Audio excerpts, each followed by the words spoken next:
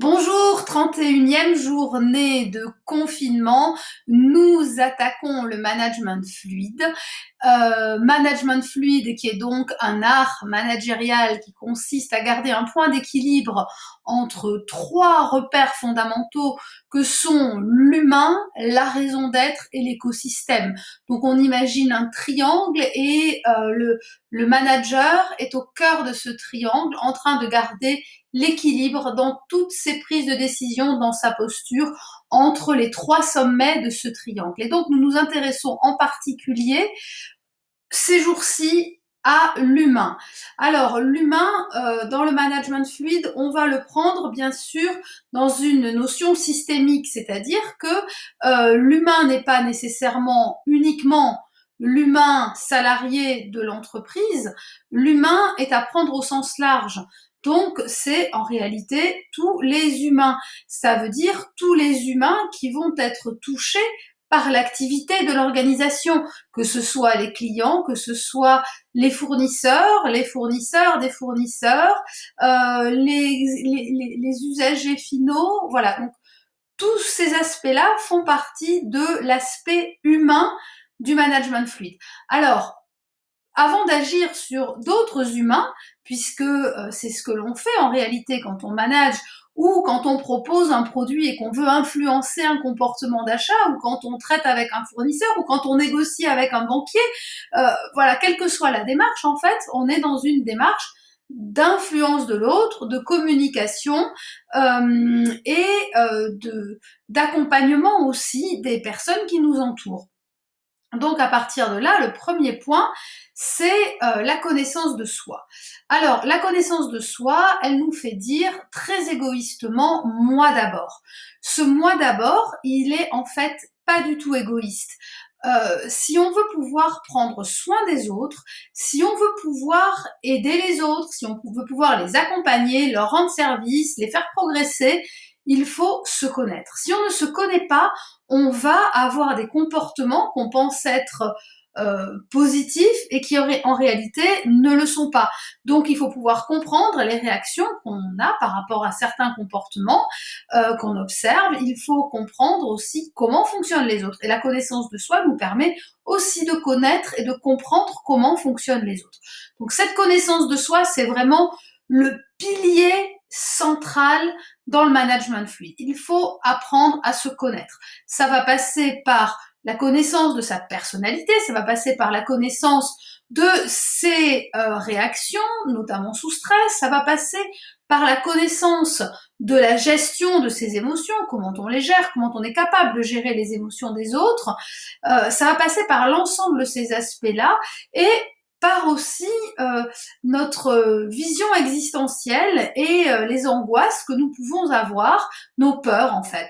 Donc ces aspects-là sont fondamentaux pour pouvoir agir de façon vraiment saine sur le reste du système dans lequel on est imbriqué. Alors, il y a différents outils de connaissance de soi.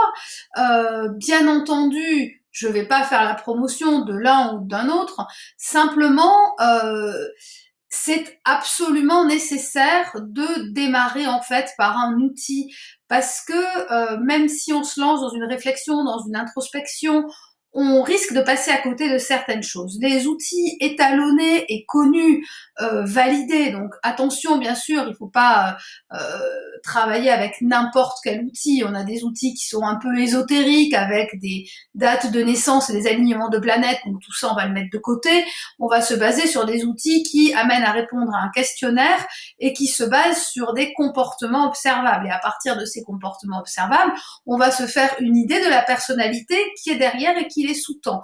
Ensuite, ces démarches de connaissance de soi sont vraiment à prendre avec des pincettes.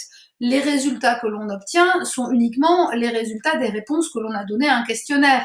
Donc il faut aussi faire attention à son état d'esprit, à la volonté de répondre au questionnaire. Donc tout ça est à prendre avec beaucoup de précautions, mais néanmoins quand ces démarches sont faites avec sérieux et sincérité, on a vraiment un outil qui est très puissant pour pouvoir accélérer sur le travail sur soi en connaissant, en identifiant clairement ses forces sur lesquelles on va pouvoir s'appuyer et puis ce qu'il va falloir améliorer. Alors, ce qui fait référence en fait dans les démarches de connaissance de soi, c'est la typologie jungienne. Jung, donc, est un psychiatre, psychanalyste qui a vécu au temps de Freud, donc c'est vraiment, on est dans une époque qui est quand même très ancienne. En 1921, il a écrit une somme, vraiment un recueil fascinant sur les types psychologiques. En fait, il s'est rendu compte que nos personnalités étaient sous-tendues par une sorte de squelette. Et ce squelette, finalement, était fait de 4 dimensions. Donc on imagine une dimension avec de part et d'autre des polarités. Donc on va avoir 4 dimensions et 8 polarités. Quand on combine tout ça, ça nous fait 16 types psychologiques. C'est pas énorme. Donc évidemment, ces 16 types, ce sont des squelettes. C'est une ossature autour de laquelle on se construit, autour de laquelle on sculpte avec notre vécu, avec nos expériences de vie, notre personne autour. Donc c'est important de comprendre quel est ce squelette, parce qu'il nous permet de vraiment bien identifier ce qui relève de notre zone de confort, donc qui est vraiment en cohérence avec ce squelette, de ce qui relève de notre zone d'effort. Et ça permet justement d'éviter des burn-out ou des fatigues psychiques très importantes parce qu'on fonctionnerait régulièrement en zone d'effort. Donc ces 4 dimensions de la personnalité, Jung nous définit en fait comme un mouvement, si vous voulez. C'est-à-dire qu'il nous dit, d'abord on doit aller trouver notre énergie, on doit aller puiser notre énergie. C'est donc une dimension qu'il appelle l'orientation de l'énergie. Et c'est celle que nous aborderons demain. Ensuite, l'orientation de l'énergie, elle va définir donc si on est plutôt extraverti ou plutôt introverti. Ensuite, il va nous dire, à partir de l'orientation de l'énergie, on doit aller collecter des informations. Pour fonctionner, on doit capter des informations. Comment on va chercher ces informations? Comment on les intègre? Qu'est-ce qu'on va chercher en priorité? Et à partir de ces informations, on arrive à la 3e dimension qui est la prise de décision. Comment on prend nos décisions? Comment on agit finalement dans notre environnement?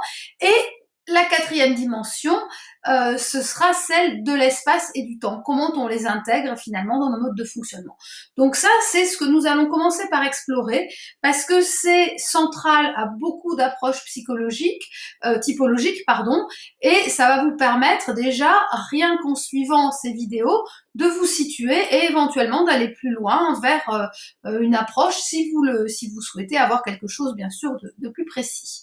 Sur ce, je vous souhaite une bonne journée et je vous dis à demain.